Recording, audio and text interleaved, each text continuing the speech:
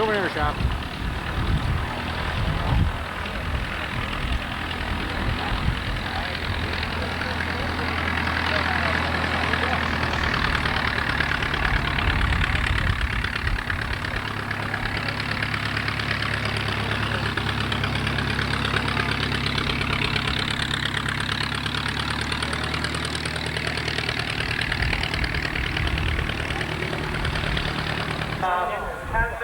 We've got a couple more demonstrations to do with some RC models, and then Old Taylor, Sunday afternoon World War I Air Show will commence. Are you folks ready for some World War I aviation this afternoon?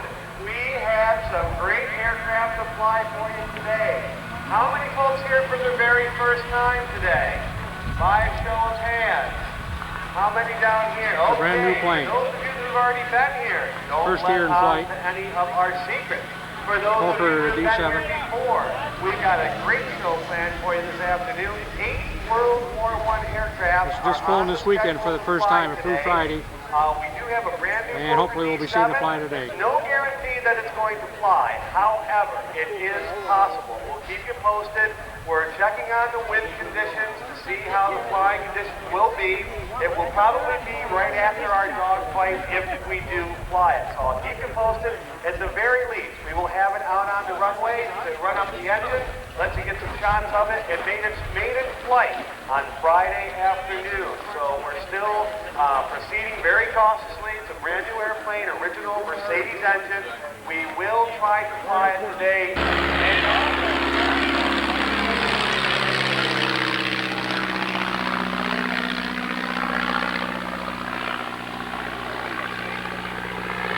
Christian, we're going to the bathroom. Hey, Benjamin, very difficult maneuver, especially for the snow. I do. So the light aircraft is flying on the side of the fuselage on the right side, and it's going to make a large circle around the wheel. This aircraft flies very similar to its full-size counterpart, up into the sat roll. And then we continue with another sat roll. I think we're ready to take this thing after 6 there.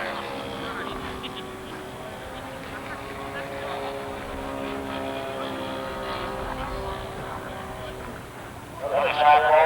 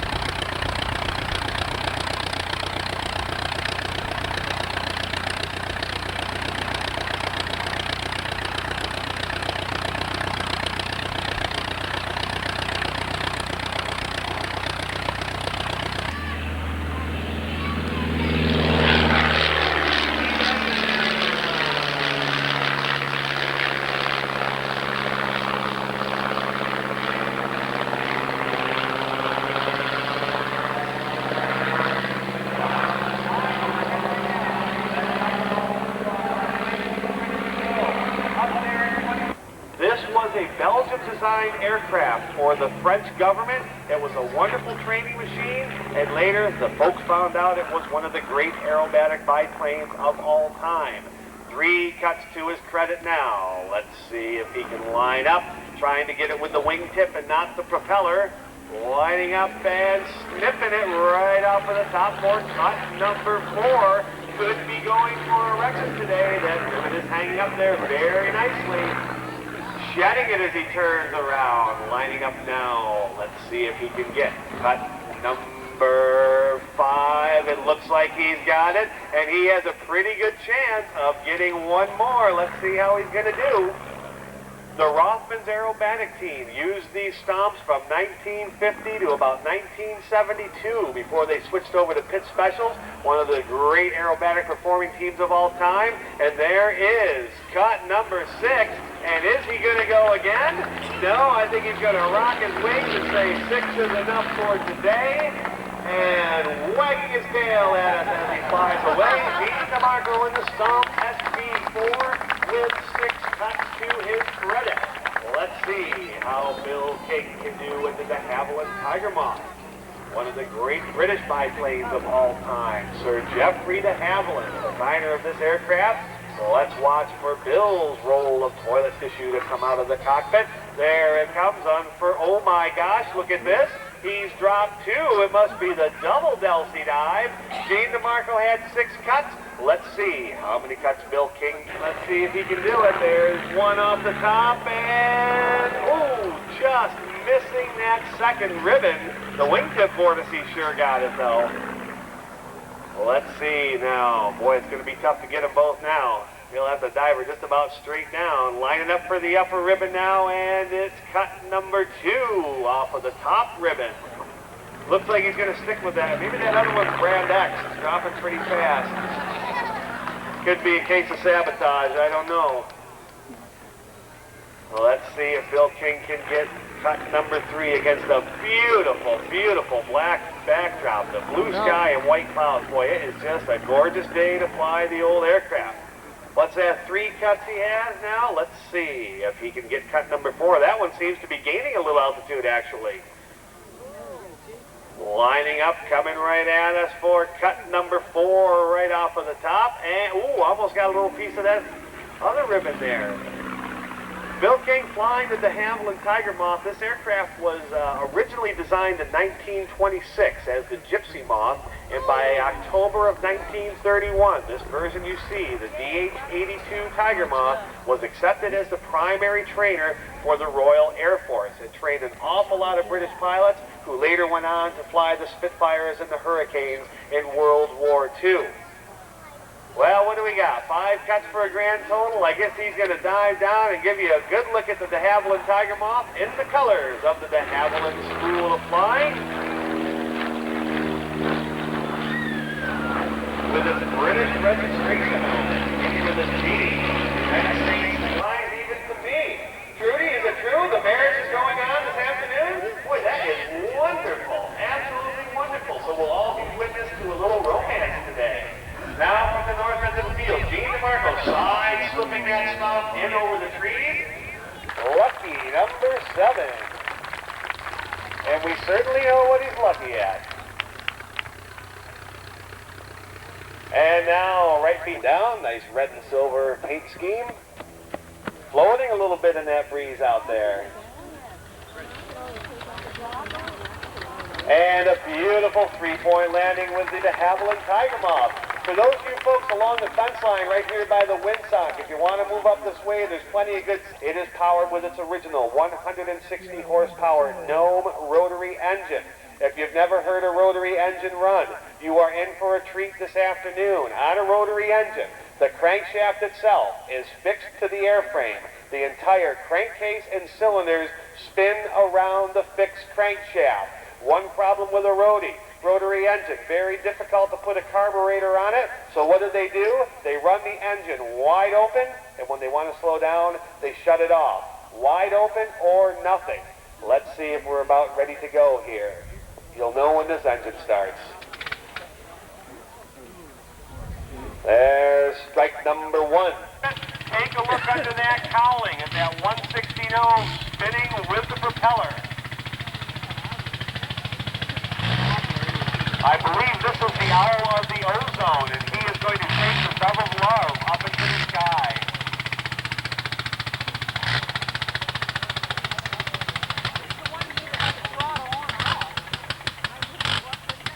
Trudy True Love delivering the dove.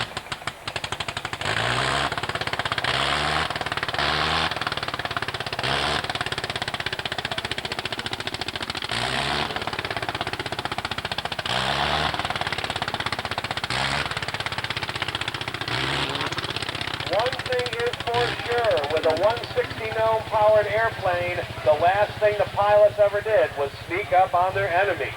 With a rotating engine, this airplane's motor turns at about 1,350 revolutions per minute at full power. Being that it is spinning around and around, there is no way to put an exhaust system on the airplane.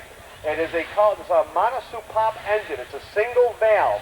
One valve in the cylinder head is both for inlet and exhaust. Wide open or nothing, but it does have a selector magneto on it. It allows the pilot to operate this engine at full power, half power, 1/4 power, or 1/8 power. And you will hear him doing the different selections once he gets up into the sky. The Owl of the Ozone taking the Dove of Love into the air to ward off the Black Baron, because Trudy Truelove and Sir Percy Goodfellow want to get married. Now, ladies and gentlemen, this is as good as it gets. This airplane is built to original plans. It has no brakes, so the ground crew must first chock the tires, give a full run-up of the engine, and then, and only then, if the engine is running right, will he take to the skies. As we look at the D8 down at the north end of the field, you can see why the British pilots nicknamed it the Flying Razor. One parasol wing mounted above the fuselage. Very difficult to see. And ladies and gentlemen, here we go. First World War I flight of the afternoon, 1918 Fokker D8. Watch the performance of this airplane.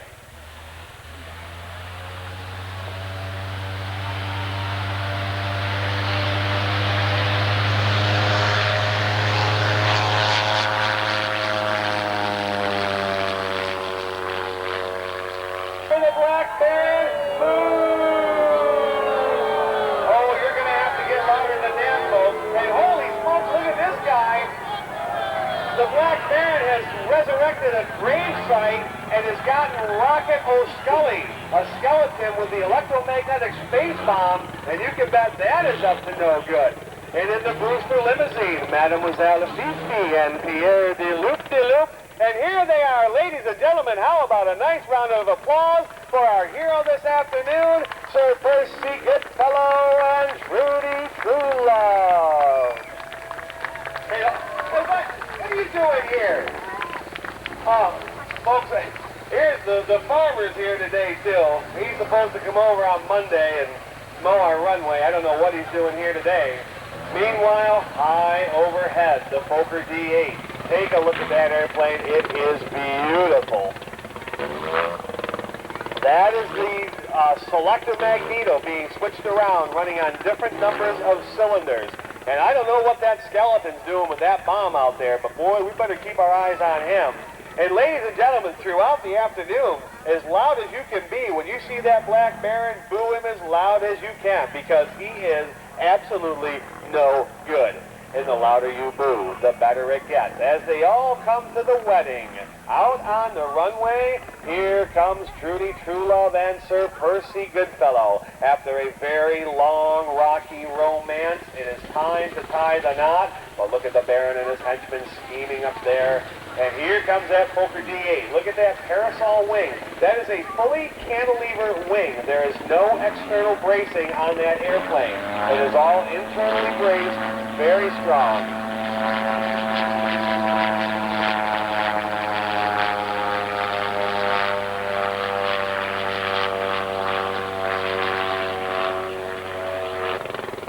Uh-oh, what the heck? Holy smokes, you guys, look up on the hill. Watch out behind you. The Black Baron has set off that electromagnetic space bomb. Watch out behind you. It's going to hit right at the scene of the wedding. Holy smoke, what? Hi-yi-yi. They've blown up the wedding party, and look at this. The Black Baron has stolen Trudy Truelove, and poor Sir Percy Goodfellow, completely shell-shocked. Ay-yi-yi. And boy, we better get some fire extinguishers over there. Look at that bomb. It's going crazy. Poor Sir Percy's been hit by the flak, I think. He can't seem to get his wits about him. Oh, boy. Well, so much for the wedding. Man alive a living. I've never seen anything like that. And here he comes. Let's hear for the Baron. You folks right down there, let him know how you feel. Boo! You dirty cheers now. Let's hear. Come on, you guys, get into it.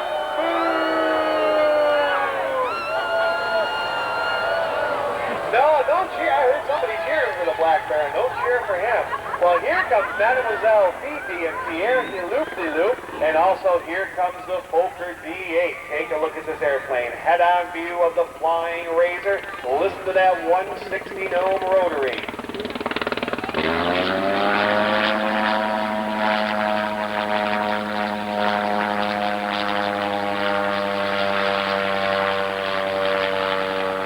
Mademoiselle Fifi, what happened out there? The electromagnetic space bomb, what went on? Where did Trudy go?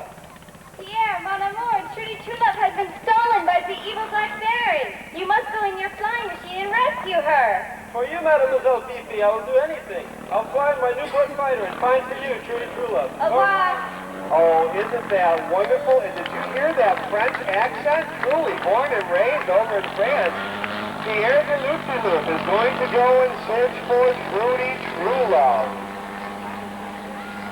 Again, a beautiful shot of the very prone to it. There are no brakes. There's no way to really slow the airplane down. And being that it has no lower wing, there's really no way for our wing runners to help guide it. That upper wing, that parasol wing, is very heavy, and it makes it a very top-heavy airplane. If it bounces one side or the other, it's very easy for the weight to carry over and tend to drag a wingtip. Now, we've got a pretty nice wind right down the runway. Ground crew on the ready. One problem we have when landing to the south as we roll out, what do we come to? About 15 beautiful antique aircraft down there. We don't want to hit them, but we might. Let's see how...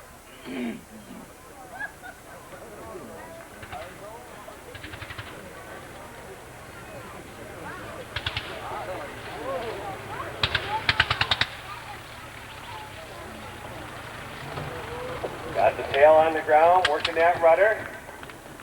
Keeping the engine almost running. Shutting down, and look at where he stopped, right amongst the wing runners, which is a very nice thing to see.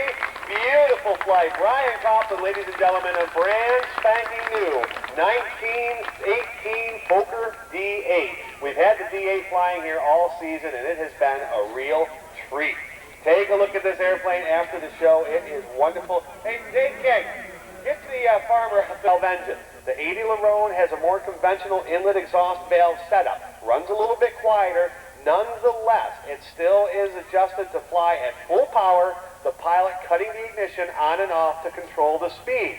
That could be a little bit strange because if you lose the mixture on this airplane, a very sensitive fuel-air ratio, it's very difficult when you flip the engine back on. If it doesn't start, you have to wonder, is it too rich or is it too lean? And you don't have a lot of time to make these decisions. Pierre de Loop will be taxiing up this way. One thing nice when we do a show where we take off to the south is we get to see every airplane taxi by. Gives everybody a real nice chance to take a look at it. This is Pierre de Loop in a 1915 Newport Type 11 going up to see if he can find what the Black Baron did with Trudy Trulove. This airplane is known as a Sesquiplane, the very small lower wing, the very large upper wing, with a Lewis machine gun that fires just over the propeller tip, waving goodbye to Madame Fifi. Uh-oh. The Baron's henchman over there with a machine gun on a motorcycle. That could mean nothing but bad news. You see the blue puffs of smoke coming out behind the rotary engine. That is the burning of the castor oil. The lubrication in a rotary engine is castor oil, being that the fuel and the oil are all swirling together in the crankcase. They use the castor oil because it is vegetable-based and it doesn't break down with the fuel. It does a great lubricating job, but it makes an absolute mess of the airplane, and also for the pilot, who has to sit there and breathe in those castor oil fumes, and you know the effects of castor oil on the human body. After about 2 hours behind that castor oil engine, things for the pilot begin to loosen up a little bit. It was said that a nip of brandy would offset the effects of that castor oil, but we have opted not to try that in the better interest. Okay, Newport 11, chock, running up the engine, 80 horsepower, Lerone rotary. This airplane, designed in 1914 for the Gordon Bennett Speed Trophy race, the advent of World War I quickly pressed it into service, and it really was one of the first true dogfighting aircraft of World War I. And it looks like all systems are go. Look underneath this cowling. This engine's spinning at 1,200 revolutions per minute. Here we go.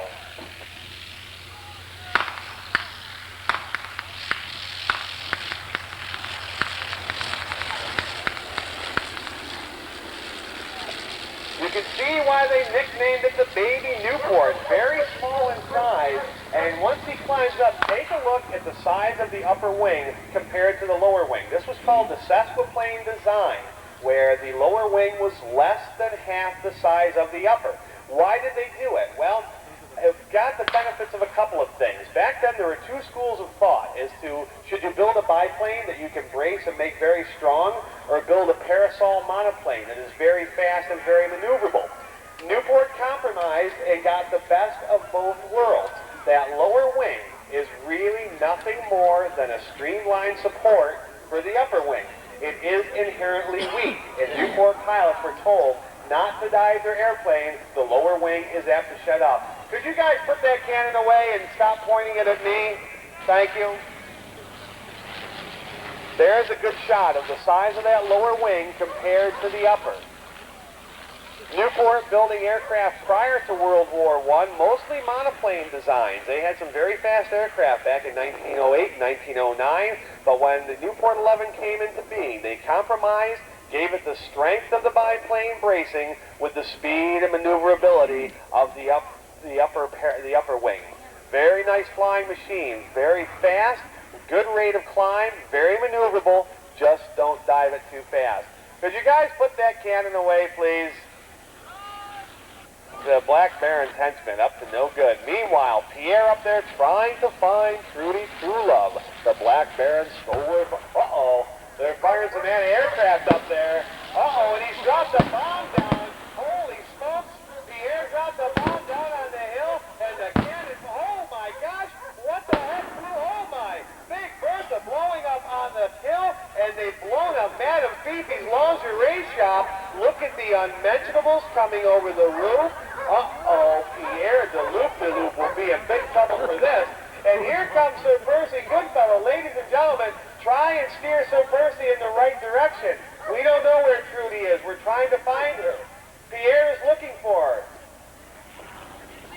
Sir Percy in his Rolls-Royce boat-tailed speedster. And there's a nice shot of the Newport. He's diving down on the ground, taking a look at things.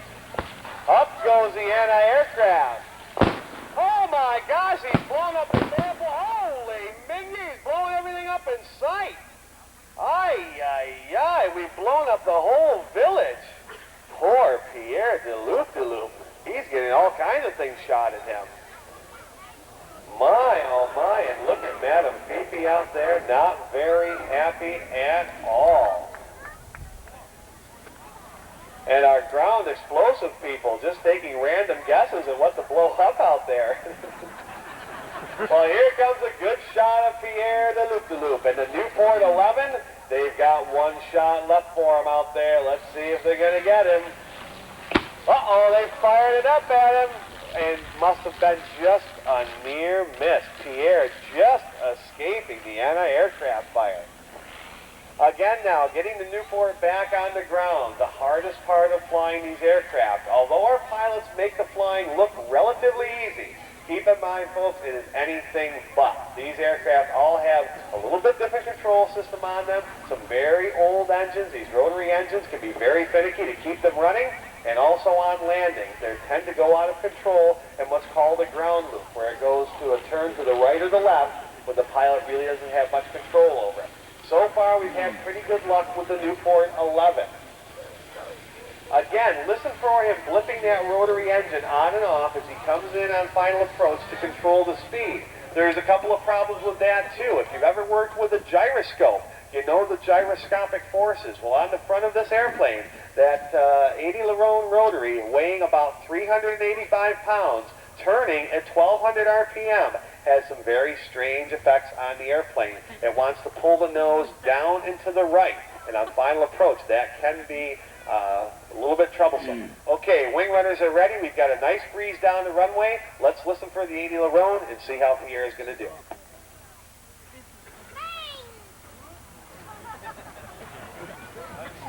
I hope he found Trudy True Love. Hey, somebody get the Carl, get the farmer off the runway.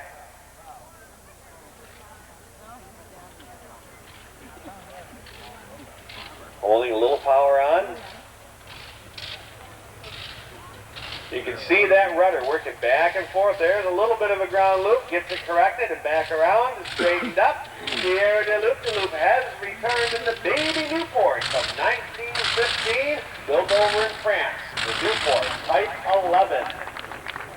Now, here comes Mademoiselle Fifi, and she does not look very happy. Madame Fifi, what happened over there?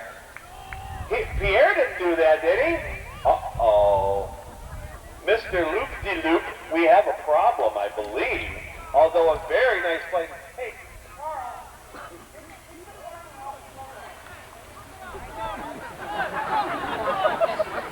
Pierre de Loop-de-Loop, a beautiful flight. Thank you. Mademoiselle Fifi, did I fly nice for you? Blow up Big Bertha and everything? You idiot! You imbecile! Because of you, my beautiful lingerie shop is ruined! How will I ever wear this again? And where, my clever one, is Trudy True Love? Trudy who? Trudy True Love. I forgot all about Trudy. You forgot about her? Oh, man. Oh, wait. I think I found her. You She's think on you the wing found of the airplane. Where is she? What? The wing of what airplane?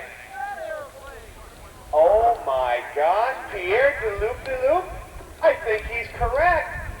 Look, there it is, Jenny, and I can't mistake that pink dress on the left wing is Trudy True Love. Oh my gosh. And look who's at the controls, the evil Black Baron of Rhinebeck, and there goes Muzzle Purloin, the United States-built Curtis Jenny, the America's contribution to World War I flying. Pierre, I'm very impressed that you found it, but what are we going to do now? No, you've never lied to me yet. Boy, tied to the wing of an original 1918 Curtis Jenny. This is the airplane that trained American pilots how to fly before they went off to combat in Europe during World War I. This aircraft was built up in Buffalo, New York, where most of the Curtis Jennies were built, along with up in Canada.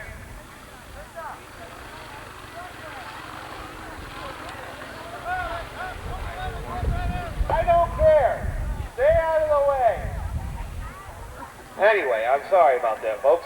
But the Curtis Jenny built 10,000 of these aircraft were produced up in Buffalo and in Canada. One of the great trainers of World War I. And here comes poor Sir Percy Goodfellow in his Rolls-Royce boat-tail speedster. Somebody try and clue him in if you can. The Curtis Jenny.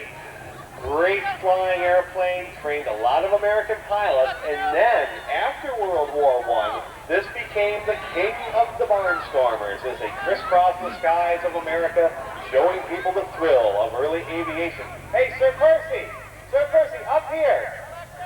The Black Baron is in the airplane, and Trudy is not, but she is with him. Look at her hanging. Oh, she's flopping in the breeze. Look at that beautiful brass radiator on the front of that airplane. 180 horsepower Hispano-Suiza motor powering the Curtis Jenny. It is completely original. Oh my, holy smoke! He's cut her off the wing, folks. I can't believe it. I have seen him do some evil things, but never anything like that. And look at poor Sir Percy, can't bear to look. Holy smokes, this is not good. Because we've got a real problem. When that airplane comes into land, she is going to have to run extremely fast, and that first step could be a killer. Poor Sir Percy Goodfellow, what are we going to do now? The Black Baron trying to get a kiss, couldn't get a kiss, and he cut her loose from the wing of the Curtis Jenny. Yeah, how's she going to get down? That's a very good question that we'd all like to know the answers to. You better get that mattress over there. I don't think a mattress is going to cut it, Sir Percy. Maybe after the wedding, but not right now. Oh, what are you going to... Catch her in the back of the Rolls Royce? Hey, you can give it a try. We might be able to do... And look at poor Trudy Truelove. Here she comes. And look at the huge wingspan of this Curtis Jenny. 44-foot upper wingspan on this airplane. A lot of struts, a lot of wires, a lot of drag, and that's why the Barnstormers loved it.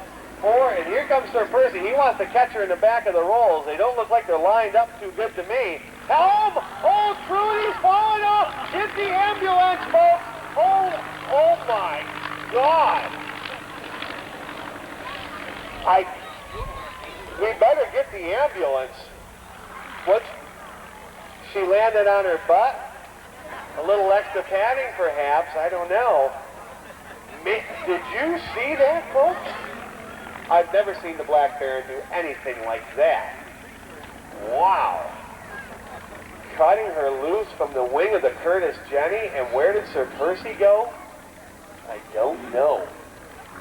This airplane is completely original. It was restored in 1968 by Cole Palin and has been flying here at the Airdrome for some 25 years. An amazing career. And you can see why the Barnstormers loved it. Well, holy Toledo, look over across on the hill, folks. Sir Percy has indeed rescued Trudy Truelove. I don't know how she could have possibly have survived that, but I guess she did. Well, there's a nice shot of the Jenny. All the struts, all the wires, really parts flying in formation. It was a great old bird.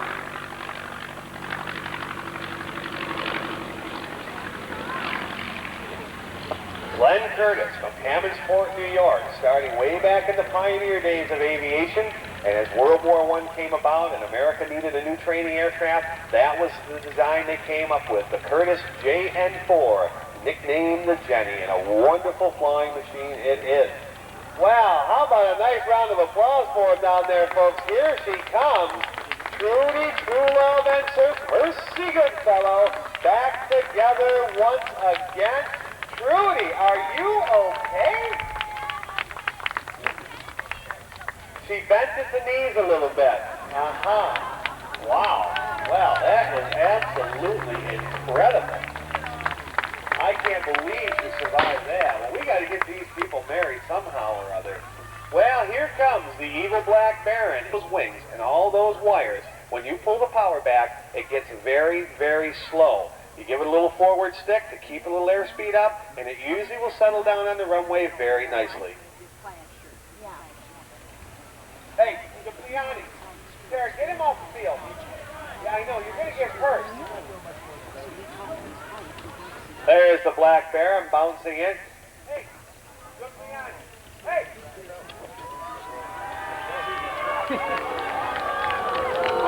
Don't cheer for the Black Baron, folks. Ooh, that evil, nasty man. Our hero.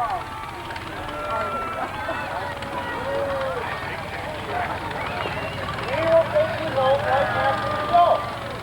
Don't worry about it.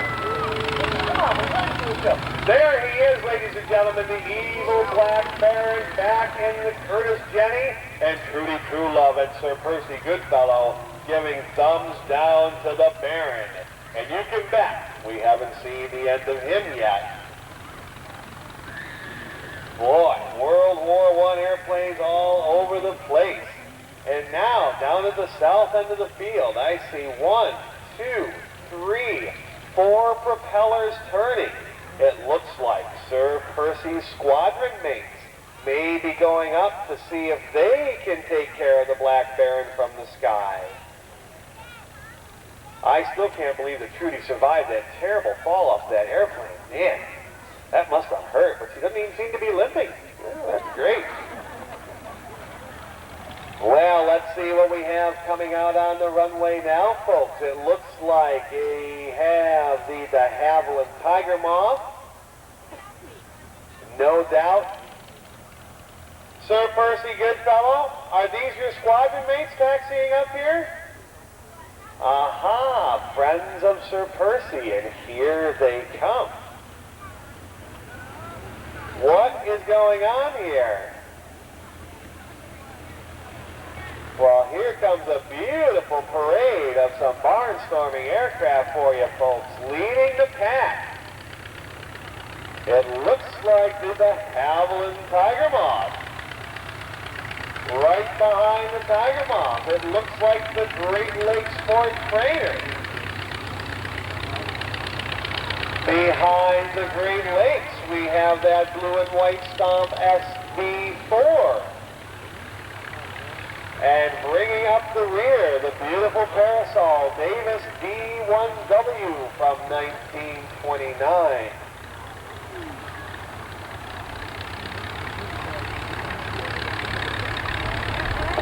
Hey, that's Warren, get him off the runway now. Come on. Look, Tom, we'll take him home after the show. We don't have time to take you home right now. The farmer wants to go home because his wife's down doing the chores all by herself and he feels guilty. That's what you do. You feel guilty, don't you? Letting your wife do all the work. And now he thinks he has to get home. After the show, we'll give you a ride. Oh. She probably does a better job than you do. Okay, at the north end of the field. Sir Percy, what are these guys up? These are friends of yours, yes? Going to go up and take care of the Baron. And Trudy, I can't believe that you survived that terrible fall. Boy, are you guys still going to get married? When? Well, at the north end of the field, they're all lining up. You know, Sir Percy, with all these dirty deeds that the Black Baron has pulled so far, I'm beginning to think that there's really one way to solve your differences. And it's probably going to have to be in the sky. Aha, Sir Percy has his Sopwith Camel ready to do battle this afternoon. Of course, the Black Baron, I believe, has the Fokker triplane. Well, here comes Sir Percy's squadron mates. In the lead, it's the Stomp SV4.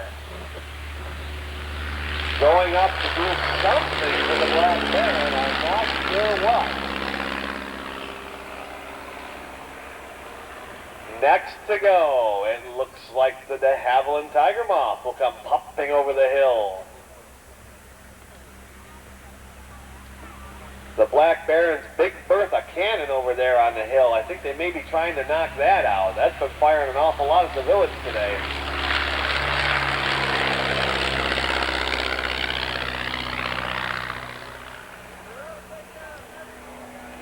You're going to take care of every secret weapon he has? Boy, that bomb that came down the hillside was something. That must have really scared you, huh? Briefly. Here comes the Great Lakes Sport Trainer, an airplane we haven't seen today, and there was a beautiful model of this flying earlier today. Whoever was flying that did a beautiful job. Here comes the rear one. 1931 Great Lakes Sport Trainer, and right behind him, the Davis D1W. He better, oh boy, this doesn't look good. Here comes the Black Baron on top of a 1916 Packard moving van, and he has some sort of a gigantic hammer. Hey, what are you up to here? What's going on? Uh-oh, and look on the back of the moving van is Bad Babette, looking rather nice this afternoon. Hello, Babette. She waved to me. And one of the Baron's henchmen, Sir Percy, Trudy, I think you should pay attention. Somebody tell them to watch behind them. Here comes the Baron. Boy, this does not look good. He's got that giant mala, and it looks like he's trying to lure or it looks like Babette actually is trying to lure Sir Percy, which isn't a very difficult job. I can't. Oh, there we go. Trudy, don't let him go with another woman. You're supposed to get married. And oh my gosh, the Black Baron on top has his hammer, and he knocks Sir Percy into the moving van.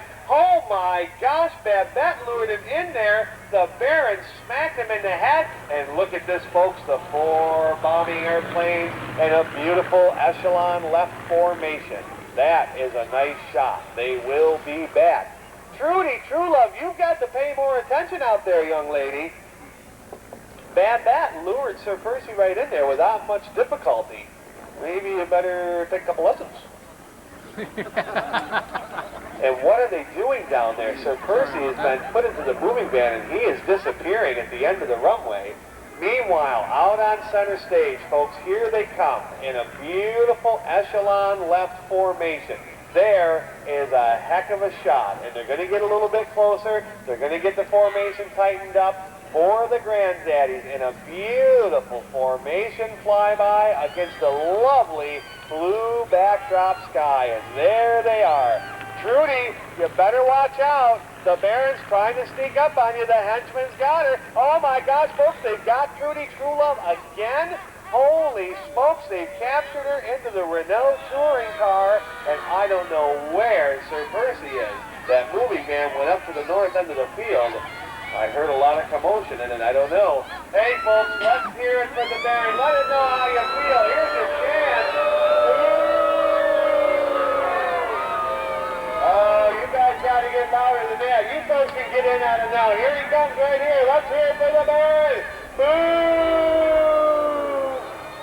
Get out of here, you bum. And out on the field, here comes the Black Baron's armored car. Somebody is going to have this. Holy smokes, they're firing at us. High overhead, here comes that formation flight again. In the lead, the Stomp SB4. In the second slot, the de Havilland Tiger Moth. Third slot, Great Lakes Sport Trainer. Bringing up the rear, the Davis D1W. And what is the Black Baron up to now? Oh, they're rolling out the red carpet. We're going to have a little bit of a picnic. And here comes that moving van. I hope that Sir Percy's okay in there. Look at the Black Baron. He has flowers. He's got a picnic basket. Oh, he says, I hate flowers. I want a kiss. I don't want flowers. And what? Holy smokes, looking over the hillside here, folks. Here comes a tank. A World War I Renault tank. Maybe the tank is going to come up and save Trudy Truelove. Let's hope so. Creeping up over the hill from 1917. That is the only Renault tank operating. So Percy, what happened? I don't know why. You better do something about it, young fella. You better watch out. They're shooting out there now, and here comes the bombing formation. They're peeling off. Look at that. Here they go. So Percy Goodfellow is trying to wrestle Trudy Truelove. Holy smokes, and Big Bertha firing away up on the hill. Here comes the Black Baron to roll out the barrel. Gonna tie poor Trudy Truelove to the barrels. Sir Percy, you better take a break and do the battle in the sky. The armored car now firing at the tank. The tank firing back. The barrels going up. The machine guns firing on the motorcycle. The Baron tying poor Trudy to the barrel. Oh, the tank firing away, back and forth, machine guns firing away, and the bombing formation has broken up. Coming in now from the north end of the field. Here comes the Stomp SB4, and the tank firing away at the oh, Big Bertha up on the hill, firing away. Oh, they almost got the armored car, and here comes bomber plane number 1. Bombs away. Oh, heading up on the hillside. And poor Trudy, oh my gosh, Trudy tied right in the middle of this battle between the armored car and the tank. And there comes another bomb down. Another shot at the armored car. Boy, oh boy, this is some battle. Here comes the fire truck out. And oh, they got the armored car that time right on the old Schnozola. And the Black Baron climbs aboard. And poor Sir Percy Goodfellow, he headed for the Hotel de Paris. Wow, bombs away from the Davis, coming down on the hill. Oh, hey, did you see where that bomb hit and where the bomb went off? Boy, that's a little magic out there. And the tank firing away. Poor Trudy Trulove, high to the barrel. Sir Percy Goodfellow in the Hotel de Paris. Here comes the Black Baron, folks. Let's get noisy. Let's hear it for the man. There, now you're getting a little pump to you. That's what we need. Bombs down on the hill. And we've got the fire truck out there to put out any of these heavy fires. Big Bertha Cannon up on the hill. Probably has a few more shots left. And here comes the police trying to arrest everybody and bombs away from the Tiger Moth. Oh, they almost got a direct hit on the Big Bertha Cannon. Wow. Massive confusion out there. And the Black Baron riding in the back of his armored car in the midst of it all. Poor Trudy Trulove. Oh my gosh, they blown up the Hotel de Paris, and there is Madame Fifi undressing in the bathtub. Holy smokes! They are blowing up everywhere. Oh, Big Bertha firing away again up on the hill. Look at, here comes Sir Percy, just woken up from a nice nap in the hotel. Ay, and more bomber airplanes coming by. Oh, again, that bomb hit, and it went up about 50 feet away. Get out of here, you bum, you Black Baron. Get out of here. We don't want to see you anymore. Bombs away on the hillside again, trying to knock out the Big Bertha. Sir Percy directing on the Hotel de Paris. And look at Madame Fifi and that scantily clad running for the sausage factory. Everybody running into the sausage factory, that strong brick building. I guess that's a place to go for cover. And ladies and gentlemen, here comes the Black Baron. Let's hear it for the man. You pretty dog. Even his own guys are shooting at him. And another shot from, oh my gosh, Big Bertha's blown up the sausage factory. The clock's spinning out of control, and there goes some stale sausages. They must be moldy, blue and green. Holy smokes! Meanwhile, Sir Percy Goodfellow up on the roof of the Hotel de Paris directing all this, and here come the bombers to take a look at the destruction, and there go the girls again.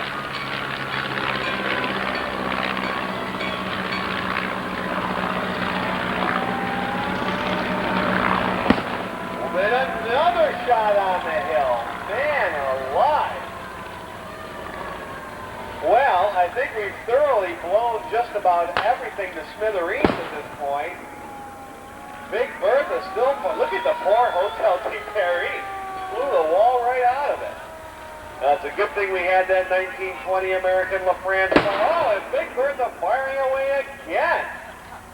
Our 1920 American LaFrance fire truck out there putting out all the fires.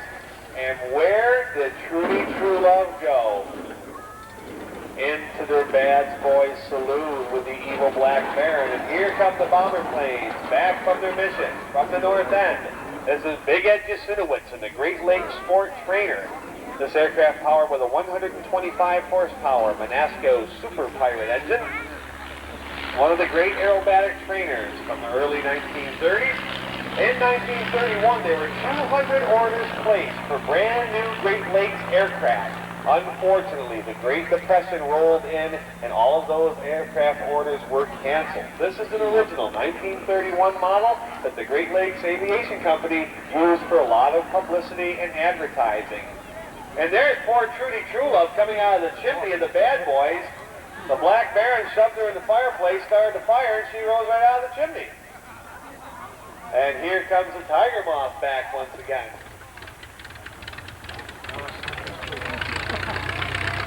I know, I've been seeing them all day. Listen to it, I know, don't worry.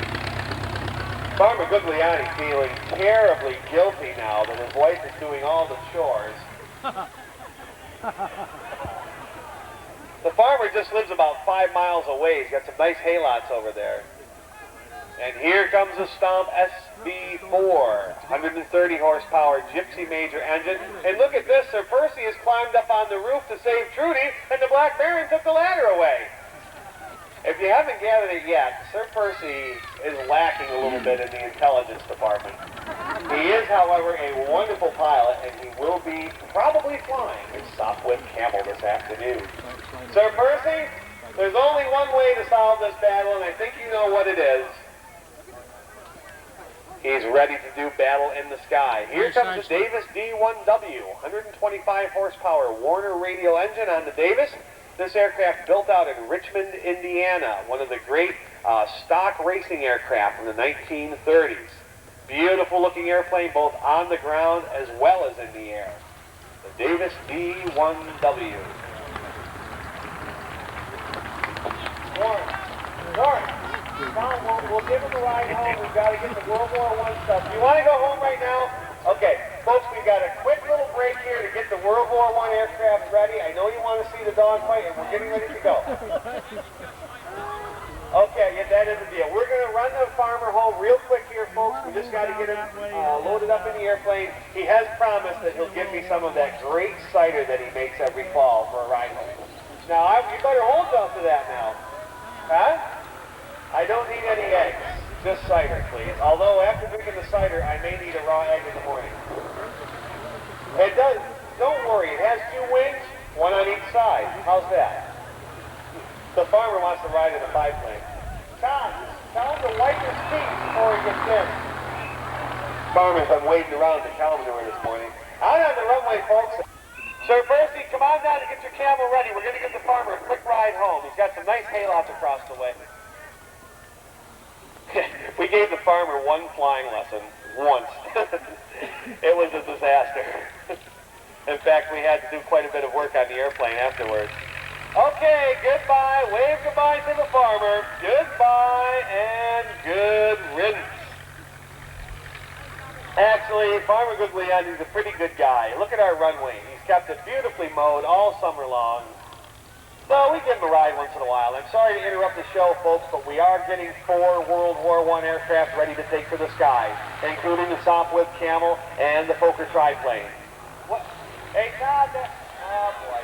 The tail wheel's stuck again, you guys. Todd, just flip that spring over. Gene, you shouldn't, don't leave him alone in there. Yeah, don't touch anything, Guglielmi. Just flip that spring over. We had a little trouble with this yesterday. The farmer's fiddling around with stuff in there, Gene. You better watch him. Oh, wait a minute. Hold it. Hey, you guys, he found, oh my gosh, the farmer found the throttle. Grab the wingtip, you guys. Get in there, pull that throttle. Oh, there goes his hat. Reach in there, you guys. Get that throttle. Oh my, holy smokes. Get out of the way. Oh boy, the farmer's alone in the airplane and he's got it wide open. Hey, you, everybody. Uh-oh, get the ambulance ready. Oh my gosh, he's going out downwind. Oh boy, the farmer's alone in that airplane and he really shouldn't be. Uh-oh, he's hitting the trees. Get the ambulance and he's, oh, just up. Gene DeMarco, what the heck are you doing? You can't leave him alone in the airplane. Oh boy. Hey, you guys, watch out. He's coming back. Folks, get ready to run for the woods if he ground loops towards you. Come on, you guys. Let's get, here he comes. Holy, oh my gosh. He's picked up Mrs. Finnegan's clothesline. Oh boy, she's not going to be happy about that. Watch out. Oh, watch out. Hey, oh my, Guglielmi, put your foot back in there. Holy smoke, watch out, he's out of control. And quit wiggling all that, Seagal. Oh boy. Stop flying sideways. He's only got a gallon of gas, folks. Well, up at that height, he should be able to see his own farm, and maybe he'll crash over there. Holy! He's flying the thing sideways up there. What is he? He's Italian? A farmer? Oh boy, that's a hell of a combination. Well, here he's got the airplane somewhat under control. We did give him that one flying lesson. He certainly didn't learn much, but we did try and teach him that in a Piper Cub, if you let go of the controls, it will seek straight and level flight by itself. Obviously, he hasn't let go of the controls. Gugliani, be careful now. What? Oh my gosh! Look at this, folks. He doesn't know how to do that. He does now. I think he may be unconscious. Oh my, Gugliani, you can't do that in a Piper Cub. Oh boy, he may have the stick caught in his seatbelt, I don't know. Holy, oh my, he's gonna stall it right above us and spin right into the crowd. Gugliani, be careful. Look at the smoke. Oh, watch out. Ay, ay, ay. What? Boy, I'd hate to be the one to clean that cockpit out. Obviously, he's unconscious. Everybody's ready to... Well, now he's heading towards his own farm. Well, no, he's coming.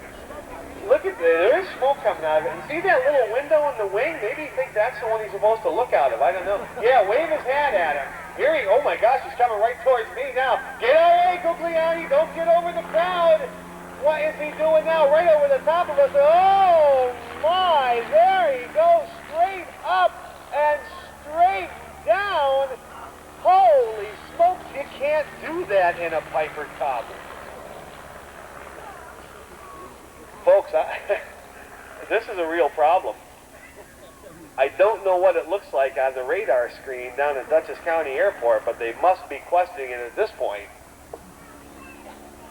See, you know, every once in a while, he makes a somewhat controlled turn. That doesn't look all that bad. If he could just chop the power, he could glide right to his own hayloft, but there is smoke coming out of there. Gugliani, you better do something. And not that. Oh, holy. Did he slow roll a Piper Cub, or is my mind playing tricks on me? But man, oh boy, there's smoke coming out of that thing. Aerodrome ground crew, that thing is smoking pretty bad. We may have a little more of a problem here than we thought. The way that smoke's coming out, he must have developed an oil leak of sorts. Look at right there, straight and level. He did a nice turn, not too bad. And folks, I'm sorry about this interruption, but we are getting the 4 World War I aircraft ready. Sopwith Camel, Fokker triplane, Aero, and Albatross D5A are ready to do battle, but we've got to contend with the farmer here. Hey, you know, that doesn't look that bad. Yeah, other than the smoke, he's got the airplane flying somewhat straight and level. I don't know. It would be nice. It would be very nice if he could line up with his own haylot and get back down. It's really just a mile or two over the tree line. Uh-oh. Boy, he's going awfully slow. He's spun the air. Oh, boy. Now he's going down for sure. Oh, son of a gun. He pulled out of... Boy, he is some kind of lucky. I don't know what he is trying to prove up there. Gugliani! If you can hear me, you've got to get away from the audience. That's the problem with no radios here. There was no way to talk to him, not that he would listen.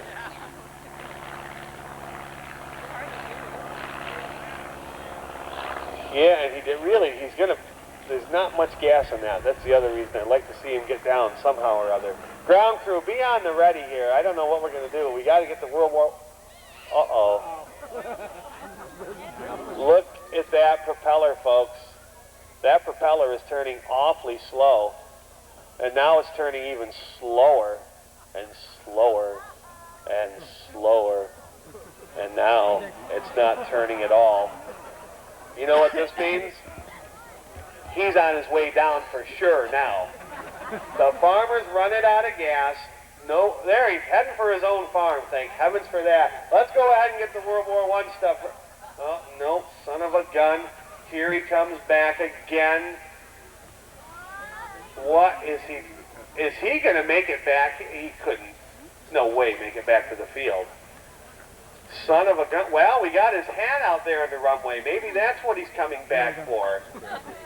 Here he comes in over the trees, slightly out of control. Is he going to get it on the ground? Maybe, but in one piece. That's the question. He's down.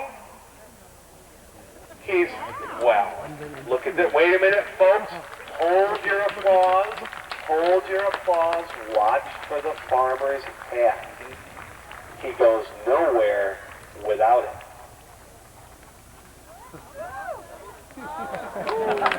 Ladies and gentlemen, flying for you this afternoon is the flying farmer, Mr. Stan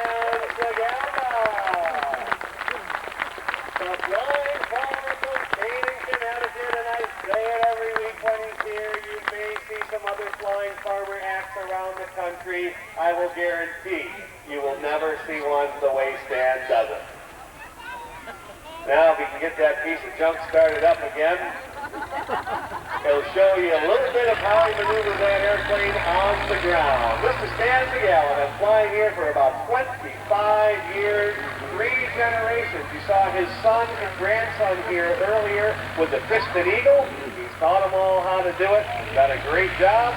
And he's going to come and say hi to you folks, and then he'll be down to say hi to you. There he is, Stan McGowan, the flying farmer from Canaan, Connecticut.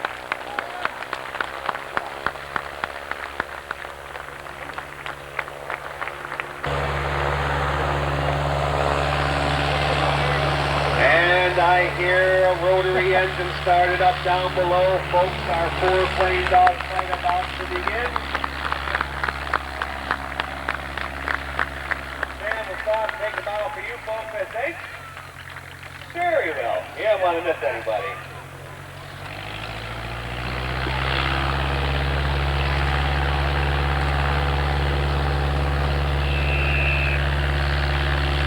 And now, out of the Band Boys Saloon, here comes the Black Baron. He still has Trudy True Love in his clutches. Sir Percy Goodfellow heading to his stop with Camel. It is, cannon on the, whoa, they're firing at the Baron still. Somebody's going to get him. Meanwhile, oh my gosh, they're getting closer. You better watch, Black Baron. They're getting very close to you. And he whisks Trudy True Love into jail, puts up the no vacancy sign. And here comes the Black Baron heading for his, they almost got him that time. Heading for his Poker DR1 triplane, Sir Percy Goodfellow has issued the formal challenge to do Battle in the Sky. Here comes Sir Percy's squadron mate, Sir Roderick Skidmore, in a 1914 Aero 504K. This aircraft powered with an original 110 horsepower Lerone rotary engine. Beautiful checkerboard paint scheme. That was used on some of the training aircraft over in Great Britain during World War I. When other pilots saw that bright checkerboard in the sky, they knew it was a student pilot. Give him a wide berth. He's just learning. Yeah, let's hear it for the Baron as loud as you can now. Everybody let him have it. Get ready down here, folks. Here he comes from one end to the other. Let's get loud. Here comes the Baron. Let's hear it for him. Are you ready? Boo! Get out of here, you bum. The Aero 504K, designed by Elliot Sheridan Rowe, one of the other great British designers, along with Geoffrey de Havilland and Tommy Sopwith over in the World War I days. That Aero, similar to the Curtiss Jenny in America, it was a great training aircraft for World War I, and again, it too became a barnstormer after the war over in Great Britain. And now I hear the sound of Sir Percy Goodfellow's Sopwith Camel. Another 160 horsepower Gnome rotary engine on the Camel. Good comparison. Take a look at the Aero 504K up at the left. Very long fuselage, very long, slender wings. Gave it very nice, gentle, calm flying characteristics. Now, take a look at the Sopwith Camel as it passes by. A very short coupled fuselage, very short wingspan, very compact fighting machine. 2 machine guns firing through the propellers. Sir Percy Goodfellow with his yellow scarf on, ready to get into the sky and do battle with the Black Baron.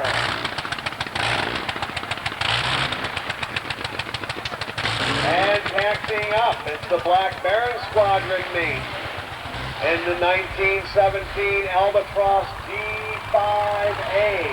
Arguably one of the most beautiful aircraft of World War I, with its beautiful semi-monocoque plywood skin fuselage. Very light, very strong, very streamlined, and very beautiful. Also, very graceful wingtip curves on the airplane. One of the first aircraft to really go for the streamlining, the Albatross D5A. Yes, and there's a beautiful model of the Albatross that was flying here today. Absolutely perfect, wonderful to see that. We've got 3 airplanes running, and the Black Baron has climbed aboard his Fokker DR-1 triplane. Folks, I hope you've saved some film. Our first airplane running up the engine, ready to take off. Sir Roderick Skidmore in the Aero 504K. Again, about 10,000 of these Averos were mass-produced in World War I. It was a great flying machine. The pilots loved to fly this airplane because it was so gentle. Here we go, 110 horsepower, Lerone rotary engine, the Aero 504 ready to take to the skies.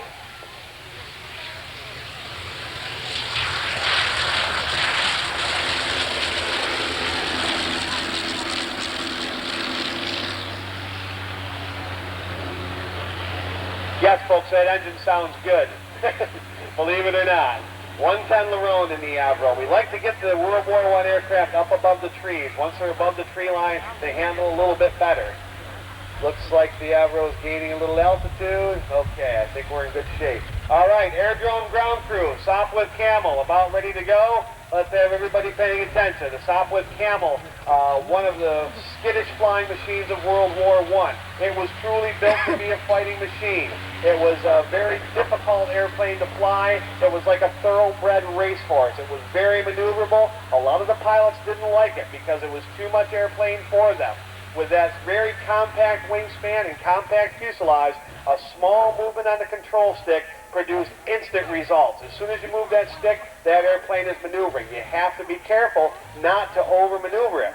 Also, the 160 horsepower Gnome rotary engine, the biggest engine that they put in the Camel late in World War I. Airdrome ground crew on the ready. Here we go. The takeoff. Sir Percy Goodfellow and the 1917 British Sopwith Camel.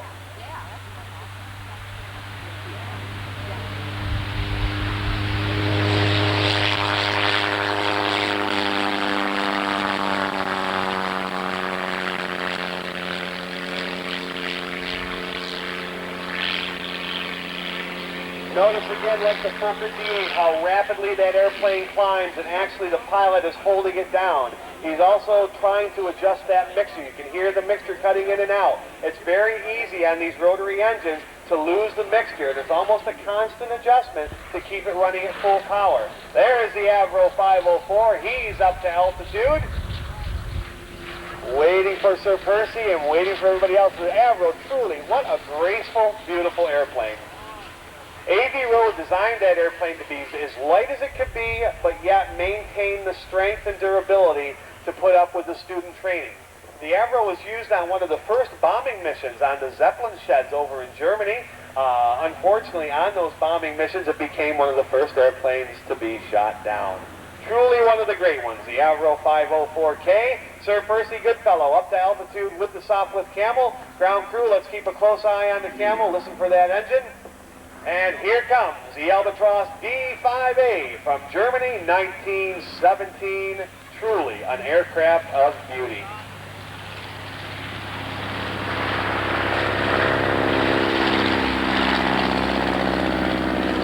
The Albatross equipped with twin Maxim machine guns firing through the propeller. Also the Sopwith Camel.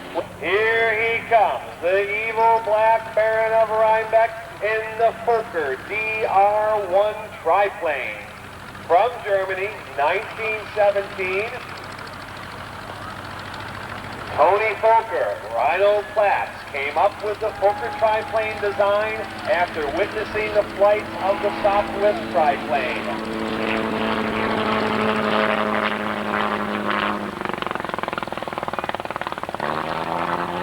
Why Why a triplane? Why put 3 wings on an airplane? Well, it did give it a couple of advantages. It gave it an incredible rate of climb.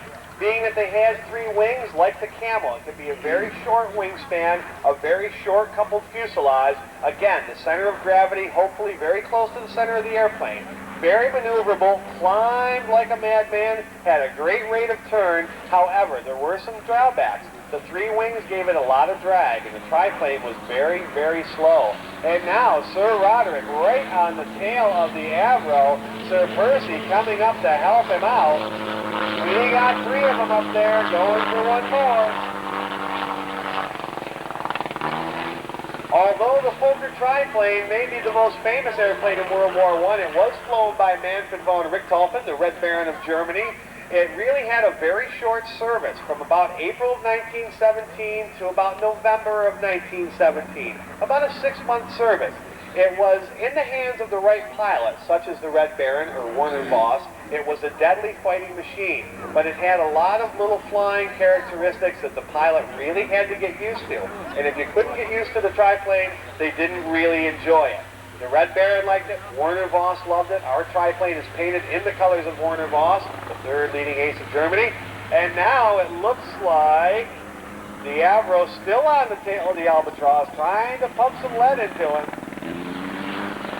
And ladies and gentlemen, get ready. Here comes the Black Baron in his Fokker triplane, rumbling down the runway.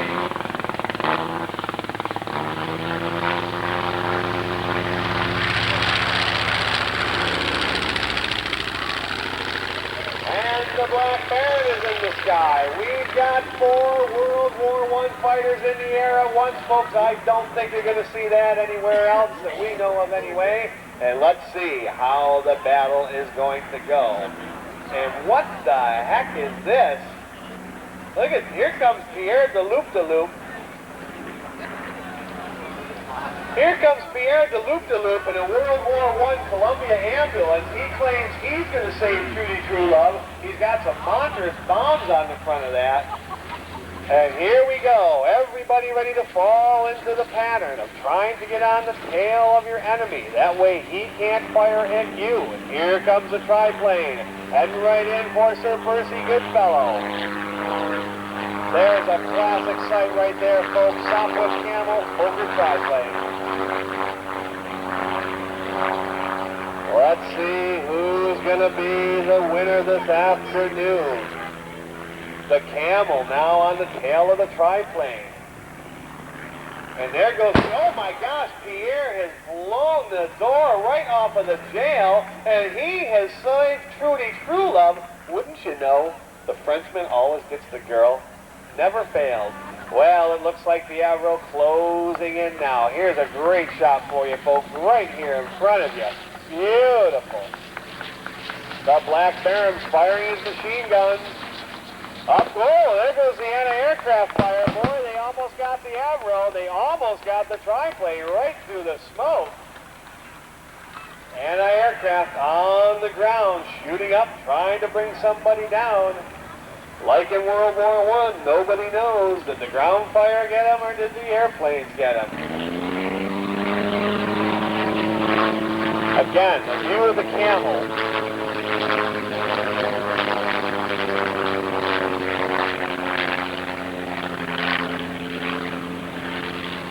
Camel running on at least 7 out of 9 cylinders up there. And now they're all in the circle. There goes the anti-aircraft. Up it goes. Oh, that Aero is a good target today. And look at the triplane closing in on Sir Roderick Skidmore. And there's Trudy True Love, ladies and gentlemen, saved once again, watching her lover boy, Sir Percy Goodfellow, doing battle in the sky. Listen to that 160 gnome on that Sopwith Camel. Now he's got her running good. That is that selector switch, allowing that airplane to run on half speed. And here they come again, right here in front of us. That triplane's getting closer and closer and closer. Up goes the anti-aircraft, a little bit low. Boy, they're getting pretty good there. That's almost too close. And ladies and gentlemen, I am keeping my eyes on the south end of the field because we may possibly be having one more flight this afternoon of a World War I airplane. I'm sure some of you know what that might be, the Fokker D7. I'm not sure if it's going to go, but I'm keeping my eyes down there. I will let you know. And now, off to the south end of the field goes the Aero. To the north end of the field, the Fokker triplane. It looks like they're going to go for the dreaded head-on pass. Trudy Trulove, you have had a very rough afternoon. I'm glad that you survived it all. Now, what about the wedding? Is that canceled for the day? Well, maybe we'll wait till next weekend. Oh, okay. Okay. Well, here they come, folks, from the north end of the field. The Fokker triplane and the Sopwith Camel. From the south end, here comes the Aero and the Albatross, lining up at center stage. Who's it going to be? They're closing in. Closer. Up goes the anti-aircraft. Oh, it's a close one. Oh, they got the Albatross. The Albatross going down in smoke. They got at least one of them. And Sir Percy trying to get, oh, he might have got a hit on the triplane. There goes some fabric. Very close indeed. The Albatross trailing smoke. Ground crew, be on the ready. The Albatross may be coming in. He took a direct hit. Boy, what a great afternoon to fly the shows today. This has been one of the nicest Sundays we've had, folks. Perfect wind right down the runway. And here comes the Camel, closing in on the triplane. The classic battle of World War I. Machine guns blazing. Can they get the Black Baron in his triplane? Here we go. Up goes the anti-aircraft. Sir Percy firing away.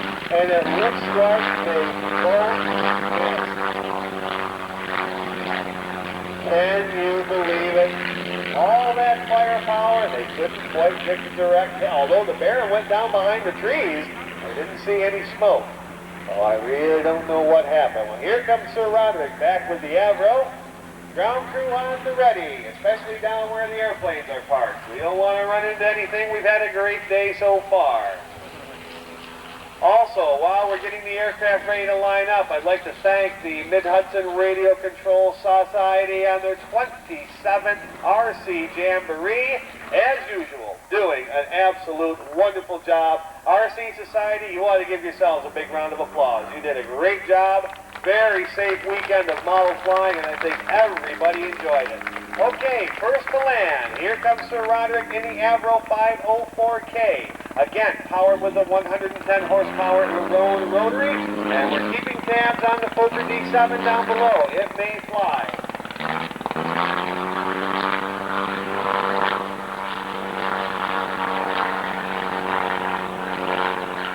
And the Aero touches down. Notice how slow the Aero gets. It's very light, and once it's on the ground, it slows right up.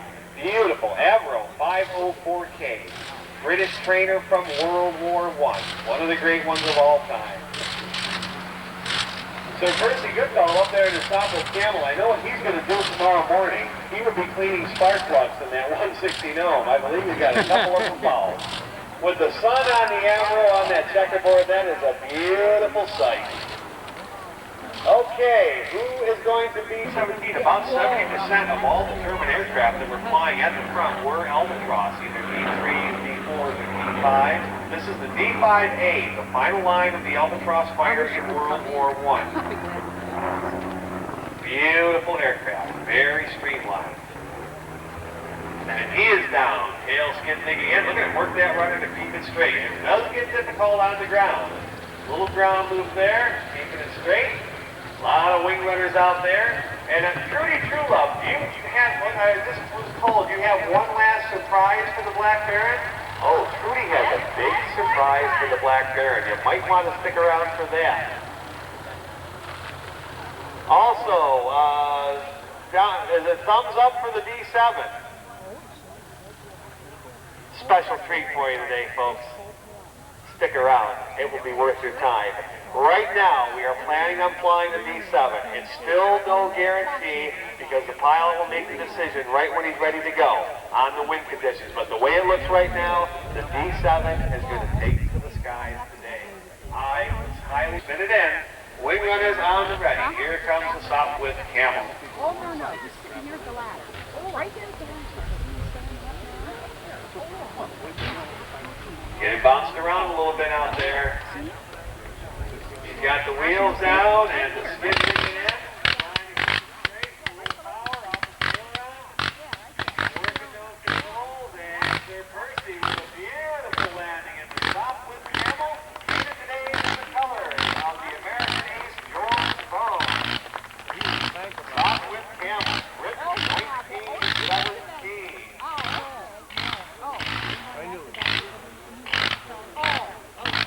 And last but not least, the Fokker DR1 triplane. Now, ladies and gentlemen, I have one little favor to ask of you.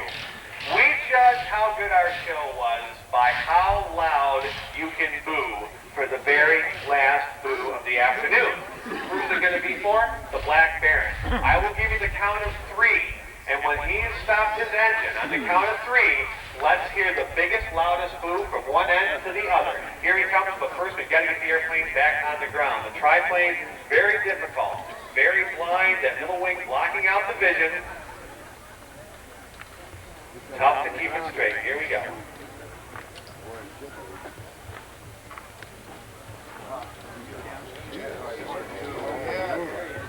He's down, keeping it pretty straight. Little ground loop, straight to the back out. There's a little one to the left. Notice those axe handles on the lower wing tips. That is to save that lower wing if it should ground loop. Now, take a deep breath. Get ready, folks. I want to hear the loudest one of the day. Are you ready? 1. Not yet. 2. 3. Let's hear it for the Baron.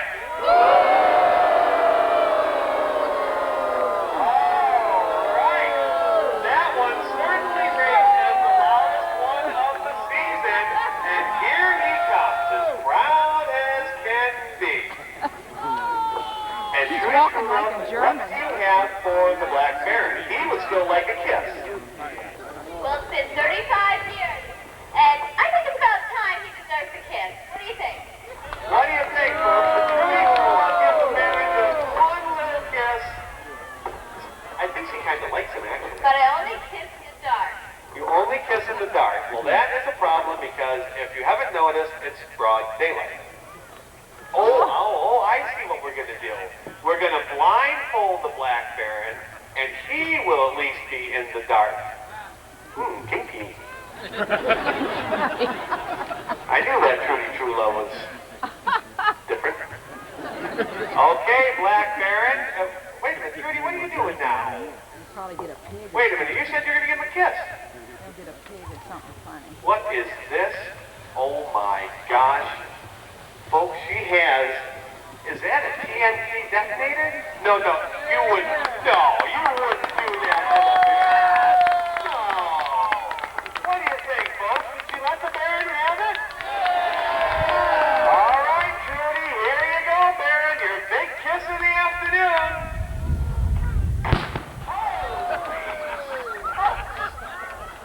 I can't believe she really did it.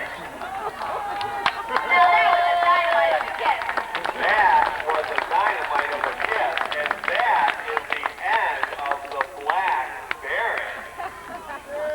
Look at the rigor mortis setting in. Stiffer than a board. Take.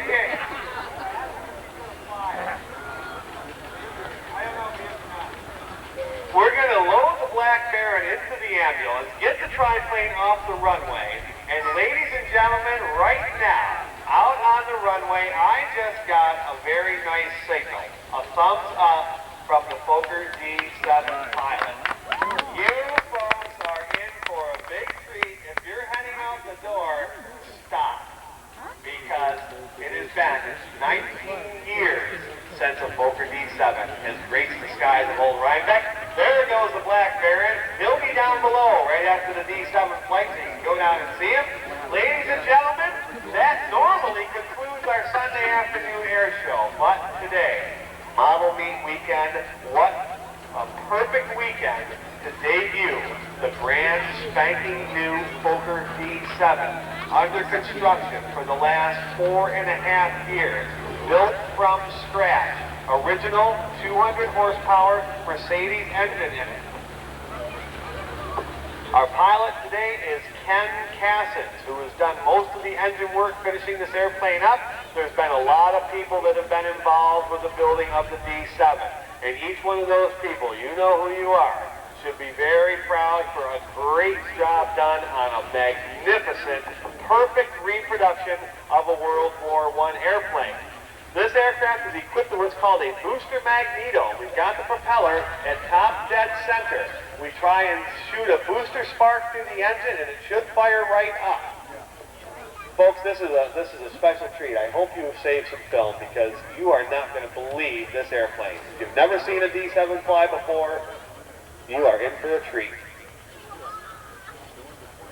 Look at that. Booster magneto start and listen for the sound of that beautiful Mercedes engine. 6-cylinder, water-cooled, 200 horsepower.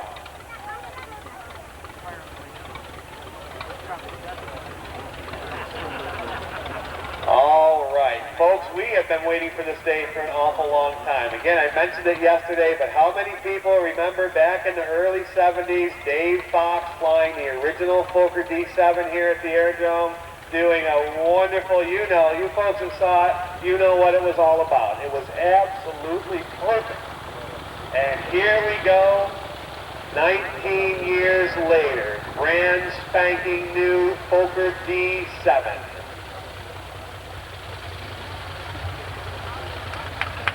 Ken Cassins made the test flight of this on Friday at about 11:55. He flew it for 16 minutes.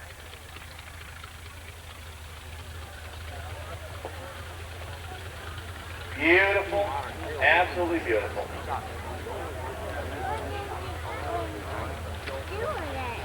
The Fokker D7 came out late in World War I, and most of the pilot reports on it are absolutely fantastic. It was brutally strong. This airplane, again, has the fully cantilever wings. They are braced internally. The end struts on the wingtips are just to take up any of the vibration in the tips. It has a steel tube fuselage, very strong. In fact, they used this type construction right up to the 1930s. And the engine was guaranteed until January 1919. We're a little bit over our limit. But so far, it's been running great. This Mercedes engine produces about 1,250 RPM on takeoff. It will sound like about 600 RPM. The sound of this engine is just like an old John Deere tractor, and it is music to our ears. The D7, late in the war, was a very good high-altitude fighter. It far outclassed the Fokker triplane. It could keep up, maybe not in maneuverability with the Southwest Camel, but it had the same firepower. It could get way up the sewing machines to the ladies that whose husbands ran the train lines going out of Germany. Little bribery with sewing machines. That was a very sought-after item. And a lot of these D7s came out of Germany after the war. The one that used to fly here is now under restoration out at the Air Force Museum. This airplane was begun almost 5 years ago. Cole Palin and Andy Key putting together the fuselage and wings down in Florida, and then the Aerodrome crew finishing the engine up here at Old Rhinebeck. Friday was a great flight. The wind conditions feel right. Ken Cassins is at the control. For those of you that didn't save any film, ask your friends if you can get some copies, because this is going to be exciting. Okay, he's down at the north end of the field. That great big brass radiator out on the front. This is a water-cooled 200 horse inline 6-cylinder Mercedes motor. The radiator was built by a friend of ours from the Aerodrome, Neil Good. He built the radiator. He also built the upper both magnetos firing. This engine was procured in a trade with Kermit Weeks from the Weeks Air Museum. Cole Palin traded, I believe, even up a 230 horsepower Bentley rotary engine that powered the Sopwith Snipe for this Mercedes that Kermit Weeks had. We feel that everybody got a fair deal on that one. The Southwood Snipe that used to be here at the Airdrome, that too on display down at the Smithsonian.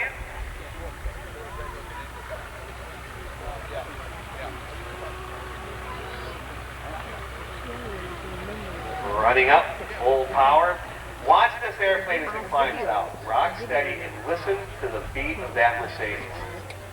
I think, ladies and gentlemen, the public unveiling of the first flight of the 1918 Fokker D7, I think we are ready to go.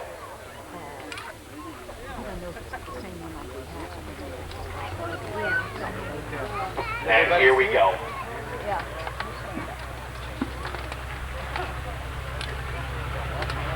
Hell, it's off the ground already.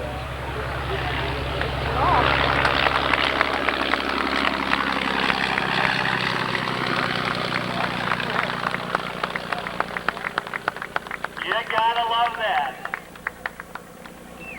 Climbing for altitude, that is full power. 1250 RPM, slow turning motor, those high lift wings, getting it way up in the air very quick.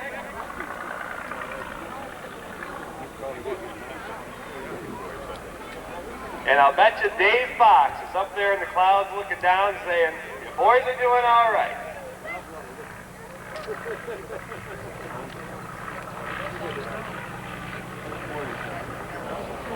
Blowing out a little smoke. The paint scheme on the Fokker D7 today is from the Grimm Brothers fairy tale. The pilot that flew this aircraft in World War I was from the same hometown as the Grimm Brothers of the Grimm Brothers fairy tales, and he decorated his airplane in a scene from the tale called The Seven Swabians, a very strange tale. And one of the great advantages of the D7 was its ability to hang on the propeller, and look at that. High lift wings, solid as a rock.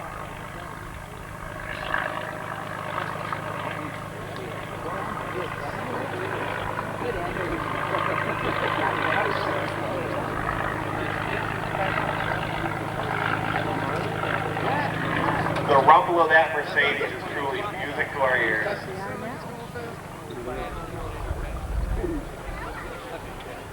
The Lodgett paint scheme on the wings, camouflage. If you look at that airplane from the sky looking down, very difficult to see.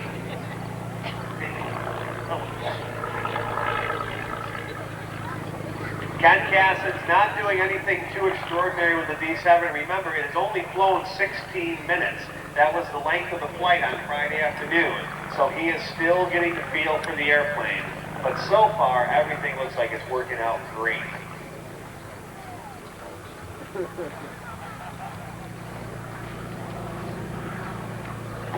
Ken said even throttle back to about 800 RPM, the airplane will still maintain altitude at 800 RPM, about almost half the turning speed of full power. Cruising at about 1,000 RPM. Ken put on a little smoke system on this so we wouldn't have to dirty up the airplane with our charcoal dust fireworks. Certainly a first. Big elephant ear ailerons. He said he found the airplane to be very light on the rudder and the elevators, very heavy on the ailerons.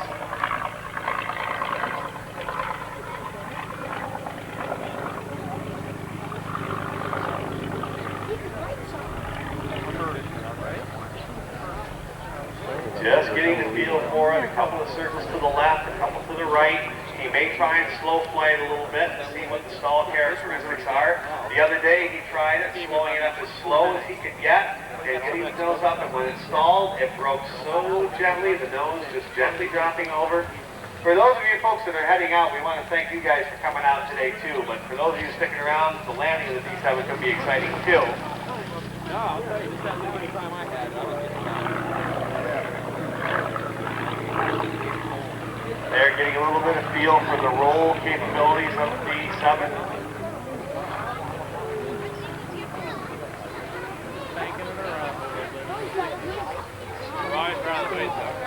And it looks like wing may have indicated that he is ready to come down. Now this is a very heavy airplane, and once it's on the ground, no brakes, it wants to keep on rolling.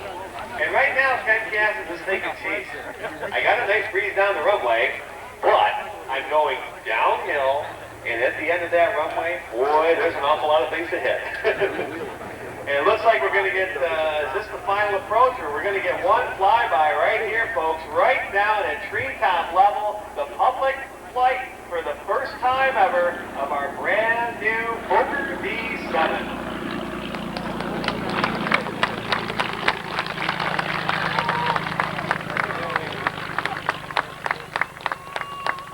Anything like the old B7, it will become a workhorse here at the Aero.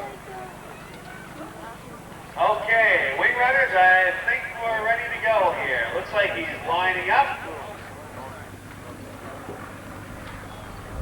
Taking a look around the airfield, everybody ready. Now again, another reminder, folks, once the D7 is back on the ground, that will end our show. We will have all the aircraft on display. Stick around, ask a few questions if you want. We'd love to talk to you about old airplanes. We've had a great day this afternoon. It's been a wonderful afternoon. You've been a great crowd, and we got 8 World War I airplanes in the sky in one day. And that is as good as we've ever done here, I think. Okay, let's pay attention now as Ken Cass lines up. Remember, this is only the second time he's ever landed this airplane. But this D7 is in very good hands. Oh, yeah.